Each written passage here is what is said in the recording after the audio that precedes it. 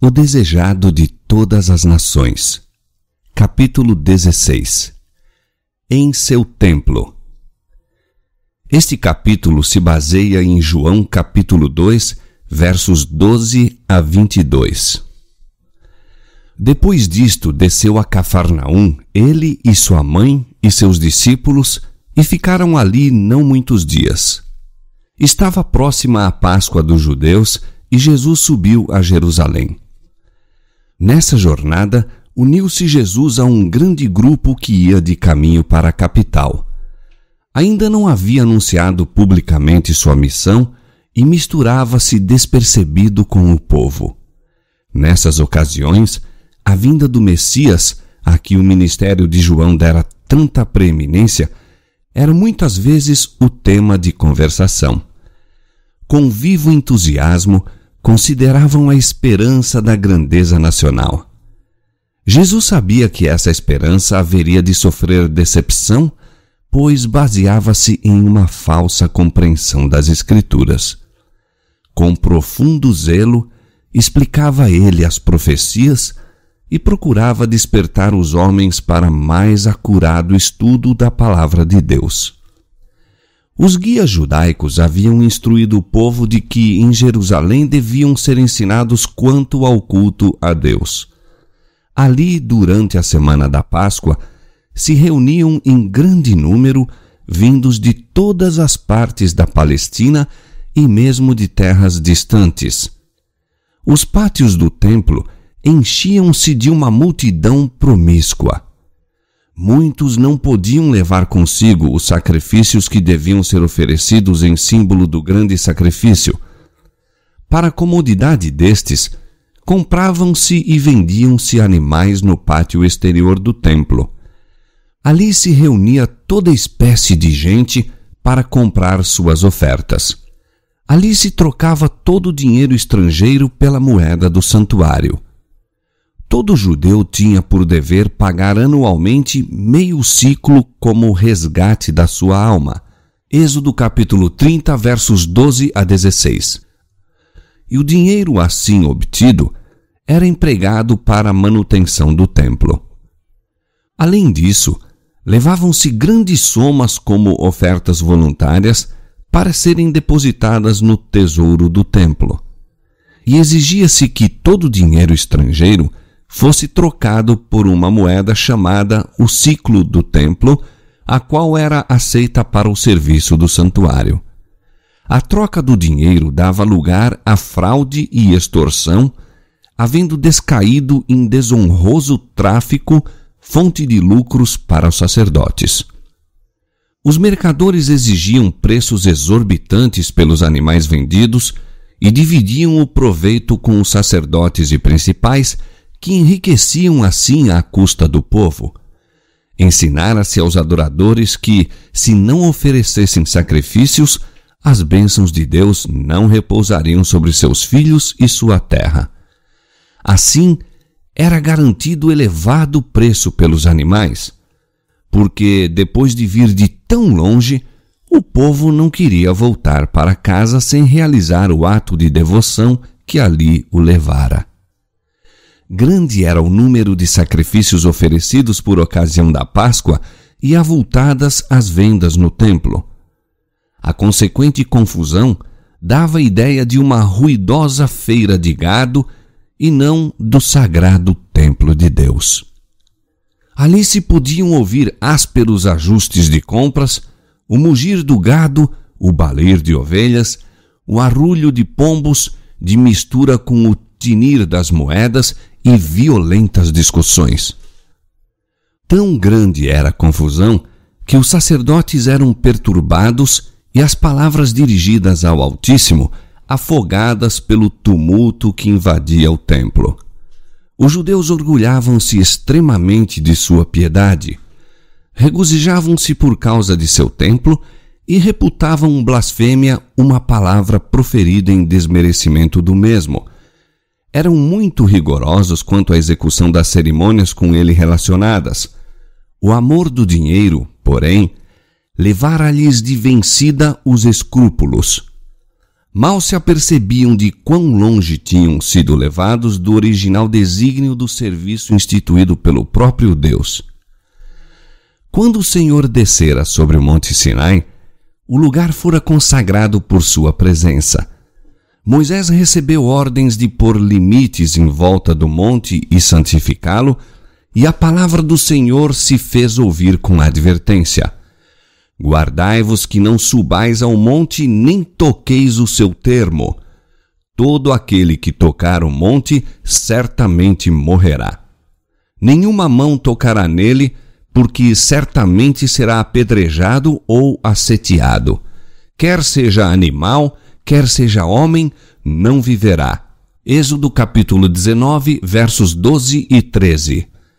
Assim foi ensinada a lição de que sempre que Deus manifesta sua presença, o lugar é santo.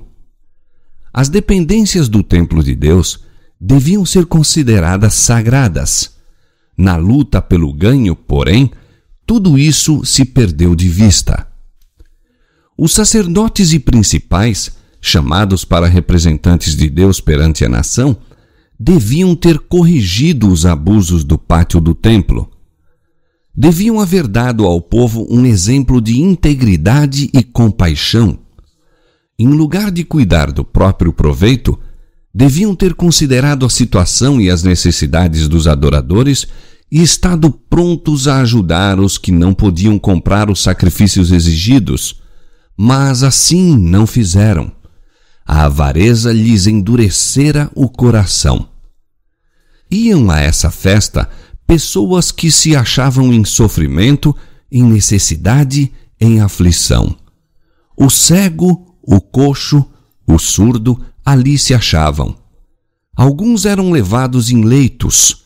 Iam muitos, demasiado pobres, para comprar a mais humilde oferta para o Senhor, pobres demais mesmo para comprar o alimento com que saciassem a própria fome. Estes ficavam grandemente desanimados com as declarações dos sacerdotes.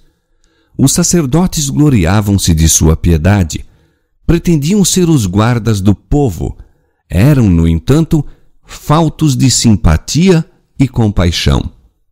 O pobre, o doente, o moribundo, em vão suplicavam favor. Seus sofrimentos não despertavam piedade no coração dos sacerdotes. Ao penetrar Jesus no templo, abrangeu toda a cena. Viu as desonestas transações, viu a aflição do pobre, que julgava que, sem derramar sangue, não havia perdão para seus pecados. Viu o pátio exterior do seu templo convertido em lugar de comércio profano. O sagrado recinto transformara-se em vasta praça de câmbio. Cristo viu que era necessário fazer alguma coisa.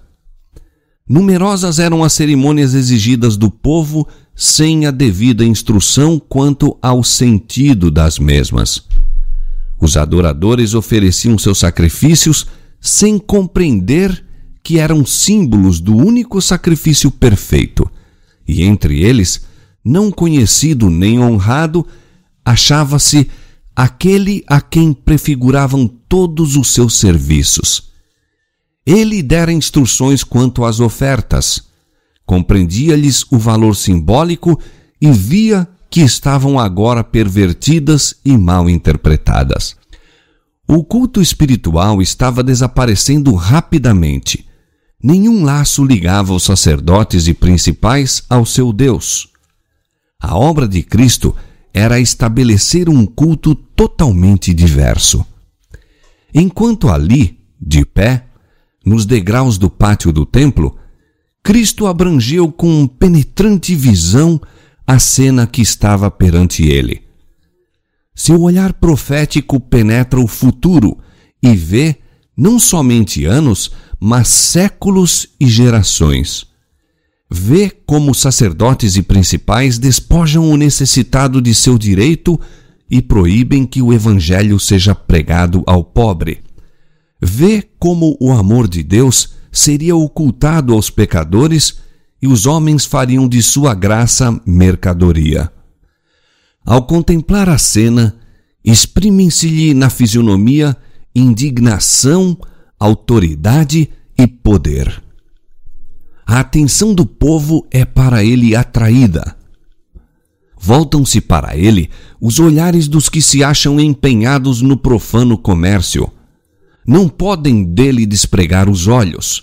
Sentem-se que esse homem lhes lê os mais íntimos pensamentos e lhes descobre os ocultos motivos. Alguns tentam esconder o rosto como se suas más ações lhes estivessem escritas no semblante para serem perscrutadas por aqueles olhos penetrantes. Silencia o tumulto. O som do tráfico e dos ajustes cessa. O silêncio torna-se penoso. Apodera-se da assembleia um sentimento de respeito. É como se estivessem citados perante o tribunal de Deus para responder por seus atos. Olhando para Cristo, veem a divindade irradiando através do invólucro humano. A majestade do céu está como o juiz há de estar no derradeiro dia, não circundado agora da glória que o acompanhará então, mas com o mesmo poder de ler a alma. Seu olhar percorre rapidamente a multidão, abrangendo cada indivíduo. Seu vulto parece elevar-se acima deles em imponente dignidade e uma luz divina ilumina-lhe o semblante. Fala, e sua clara, retumbante voz, a mesma que do Sinai proclamara a lei que sacerdotes e principais ora transgridem, ouve-se ecoar através das arcadas do templo. Tirai daqui estes, e não façais da casa de meu pai casa de venda. Descendo silenciosamente e erguendo o açoite de cordéis apanhado ao entrar no recinto, manda aos vendedores que se afastem das dependências do templo. Com zelo e severidade, nunca dantes por ele manifestados, derriba as mesas dos cambistas, rola a moeda ressoando fortemente no mármore do chão. Ninguém lhe pretende questionar a autoridade. Ninguém ousa deter-se para apanhar o mal adquirido ganho. Jesus não lhes bate com o açoite de cordéis, mas aquele simples açoite parece, em suas mãos, terrível como uma espada flamejante. Oficiais do templo, sacerdotes, corretores e mercadores de gado, com suas ovelhas e bois, saem precipitadamente do lugar com o único pensamento de escapar à condenação de sua presença. Um pânico passa pela multidão que se sente ofuscada por sua divindade. Gritos de terror escapam-se de centenas de lábios desmaiados. Os próprios discípulos tremem. São abalados pelas palavras e maneiras de Jesus, tão diversas de sua atitude habitual. Lembram-se de que está escrito a seu respeito: o zelo da tua casa me devorou. Salmo 69, verso 9. Dentro em pouco, a tumultuosa turba com as mercadorias é removida para longe do templo do Senhor. Os pátios ficam livres do comércio profano e sobre a cena de confusão baixam silêncio e solenidade profundos. A presença do Senhor, que outrora santificara o monte, tornou agora sagrado o templo erigido em sua honra. Com a purificação do templo, anunciou Jesus sua missão como Messias. Aquele templo erigido para a morada divina destinava-se a ser uma lição objetiva para Israel e o mundo. Desde os séculos eternos, era o desígnio de Deus que todos os seres criados, desde os luminosos e santos serafins até ao homem, fossem um templo para a morada do Criador. Devido ao pecado, a humanidade cessou de ser o templo de Deus.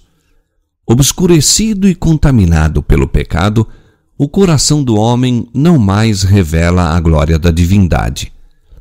Pela encarnação do Filho de Deus, porém, cumpriu-se o desígnio do céu. Deus habita na humanidade e, mediante a salvadora graça, o coração humano se torna novamente um templo. O Senhor tinha em vista que o Templo de Jerusalém fosse um testemunho contínuo do elevado destino franqueado a toda a alma. Os judeus, no entanto, não haviam compreendido a significação do edifício de que tanto se orgulhavam. Não se entregavam como templos santos para o Divino Espírito.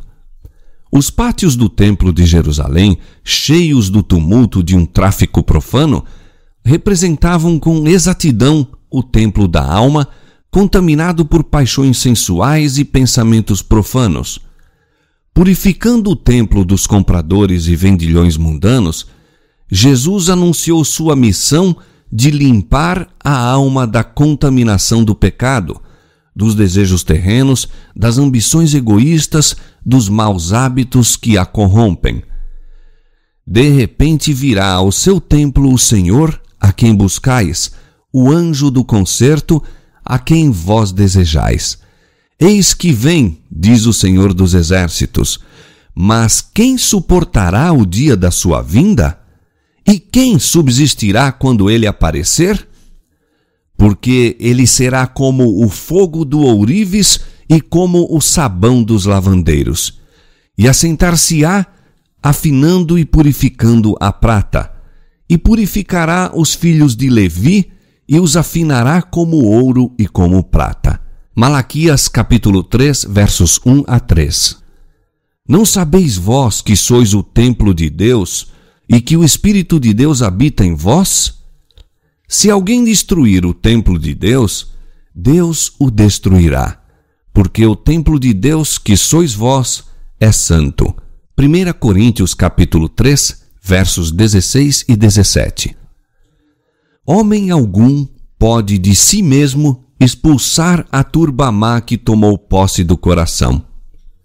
Unicamente Cristo pode purificar o templo da alma. Não forçará, porém, a entrada. Não vem ao templo do coração como ao de outrora, mas diz: Eis que estou à porta e bato. Se alguém ouvir a minha voz e abrir a porta, entrarei em sua casa. Apocalipse capítulo 3, verso 20. Ele virá não somente por um dia, pois diz: Neles habitarei e entre eles andarei, e eles serão o meu povo. Subjugará as nossas iniquidades e lançará todos os nossos pecados nas profundezas do mar. 2 Coríntios capítulo 6, verso 16 e Miqueias capítulo 7, verso 19.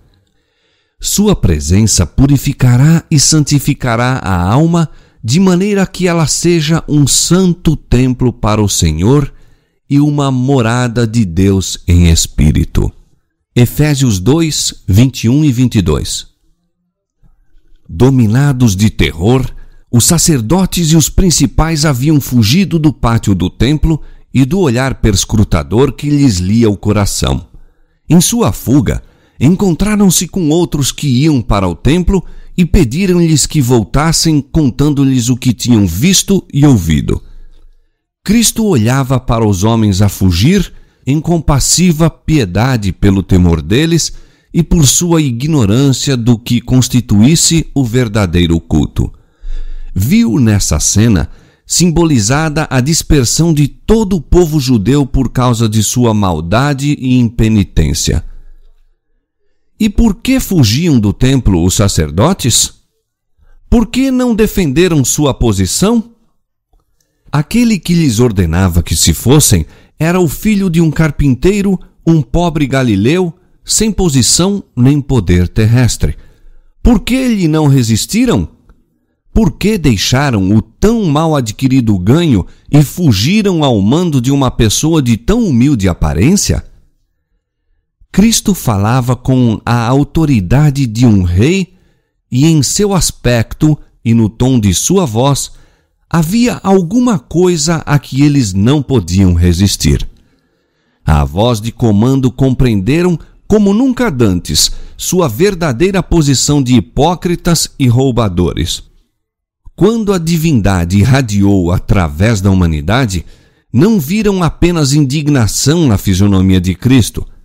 Perceberam o significado de suas palavras. Sentiram-se como perante o trono do eterno juiz, tendo sobre si sua sentença para este século e a eternidade.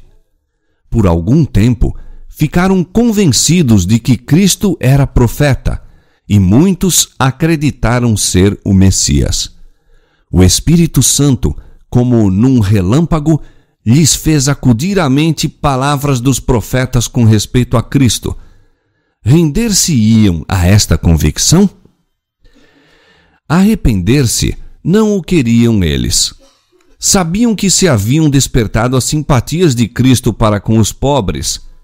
Sabiam-se culpados de extorsão em seu trato com o povo.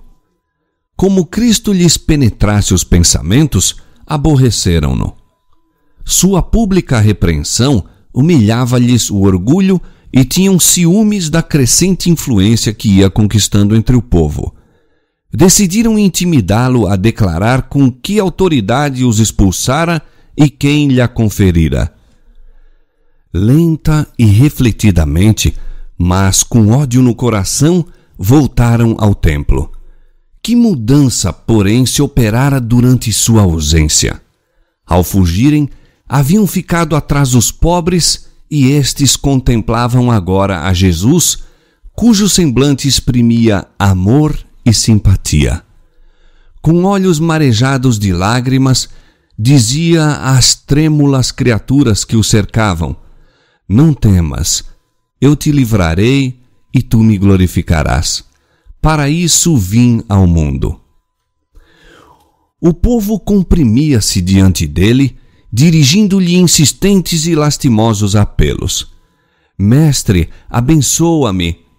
Seus ouvidos escutavam a todo o clamor.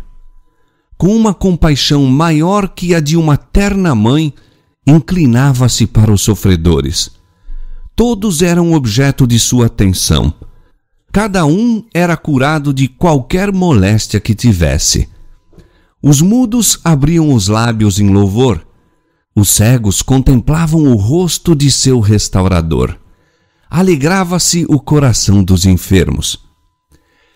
Ao passo que os sacerdotes e oficiais do templo testemunhavam essa grande obra, que revelação não era para eles o que lhes chegava aos ouvidos? O povo contava histórias de seus padecimentos, das frustradas esperanças, dos dolorosos dias e noites insones. Quando a última centelha de esperança parecia extinta, Cristo os curara. O fardo era pesado, dizia um, mas encontrei um ajudador. Ele é o Cristo de Deus e devotarei minha vida a seu serviço. Pais diziam aos filhos: Ele te salvou a vida, levanta a tua voz e bendize-o. A voz das crianças e a dos jovens, pais e mães, amigos e espectadores uniam-se em louvor. Esperança e alegria enchia-lhes o coração. O espírito possuía-se de paz. Eram restaurados na alma e no corpo e voltavam para casa proclamando por toda parte o incomparável amor de Jesus. Na crucifixão, os que assim foram curados não se uniram à turba vil que exclamava: Crucifica-o! Crucifica-o! Suas simpatias eram para Jesus, pois lhe haviam sentido a grande compaixão e o maravilhoso poder.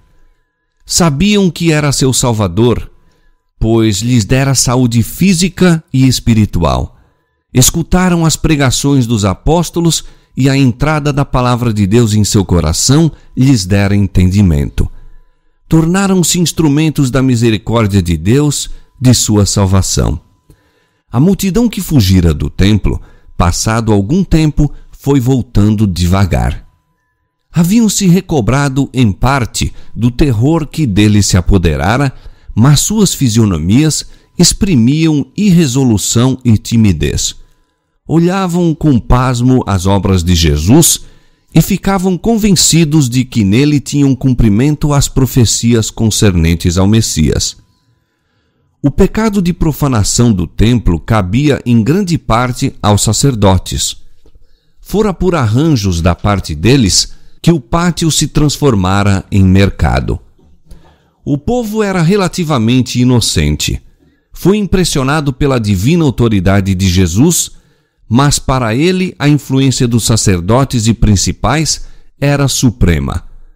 Estes consideravam a missão de Cristo como uma inovação e punham em dúvida seu direito de interferir naquilo que era permitido por autoridades do templo. Ofenderam-se por haver sido interrompido o comércio e sufocaram as convicções originadas pelo Espírito Santo. Mais que quaisquer outros, deviam os sacerdotes e principais ter visto que Jesus era o ungido do Senhor, pois tinham nas próprias mãos os rolos que lhe descreviam a missão e sabiam que a purificação do templo era uma manifestação de poder sobre-humano. A despeito de aborrecerem a Jesus, não se podiam eximir ao pensamento de que fosse um profeta enviado por Deus para restaurar a santidade do templo. Com uma deferência nascida desse temor, a ele se dirigiram com a indagação: que sinal nos mostras para fazeres isto? Jesus lhes mostrara um sinal. Fazendo com que a luz fulgisse do coração deles e realizando em sua presença as obras que o Messias devia efetuar, dera convincentes provas de seu caráter. Ora, ao pedirem um sinal, respondeu-lhes por meio de uma parábola, mostrando que lhes lia a malevolência e via a que ponto esta os levaria. Derribai este templo, disse, e em 3 dias o levantarei. Estas palavras encerravam um duplo sentido. Ele não se referia somente à destruição do templo judaico e do culto, mas à sua própria morte, à destruição do templo de seu corpo. Esta os judeus estavam já tramando. Quando os sacerdotes e principais voltaram ao templo, haviam se proposto matar Jesus, livrando-se assim do perturbador. Ao apresentar-lhes ele seus desígnios, porém, não o compreenderam. Tomaram-lhe as palavras como se aplicando ao templo de Jerusalém e exclamaram com indignação: em 46 anos foi edificado este templo, e tu o levantarás em 3 dias? Acharam então que Jesus lhes justificara a incredulidade e confirmaram sua rejeição dele. Não era a intenção de Jesus que suas palavras fossem compreendidas no momento pelos incrédulos judeus, nem mesmo pelos discípulos. Sabia que seriam torcidas pelos inimigos e voltadas contra ele próprio. Em seu julgamento, seriam apresentadas como acusação, sendo-lhe no Calvário arremessadas como insulto. Explicá-las, entretanto, seria dar a conhecer aos discípulos seus sofrimentos, trazendo sobre eles uma dor que ainda não estavam aptos a suportar. E uma exposição delas seria desvendar prematuramente aos judeus o resultado de seus preconceitos e incredulidade.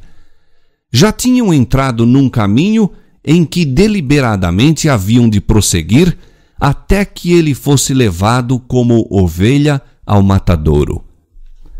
Foi por amor dos que haviam de crer em Cristo que essas palavras foram proferidas. Ele sabia que seriam repetidas. Pronunciadas por ocasião da Páscoa, seriam levadas aos ouvidos de milhares e a todas as partes do mundo. Depois de ele haver ressuscitado dos mortos, o sentido delas se tornaria claro. Para muitos, seria uma concludente prova de sua divindade. Devido à sua treva espiritual, os próprios discípulos de Jesus deixaram muitas vezes de lhe compreender as lições. Muitas delas se tornaram claras, porém, em vista dos acontecimentos posteriores. quando Jesus já não andava com eles, suas palavras lhe serviam de esteio ao coração. No que se referia ao templo de Jerusalém, as palavras do Salvador, derribai este templo e em 3 dias o levantarei, tinham mais profundo sentido do que o apreendido pelos ouvintes. Cristo era o fundamento e a vida do templo. Os serviços deste eram típicos do sacrifício do Filho de Deus. O sacerdócio fora estabelecido para representar o caráter mediador e a obra de Cristo. Todo o plano do culto sacrificial era uma representação da morte do Salvador para redimir o mundo. Não haveria eficácia nessas ofertas quando o grande acontecimento a que por séculos haviam apontado se viesse a consumar. Uma vez que toda a ordem ritual era simbólica de Cristo, não tinha valor sem ele. Quando os judeus selaram sua rejeição de Cristo, entregando-o à morte, rejeitaram tudo quanto dava significação ao templo e seus serviços. Sua santidade desaparecera.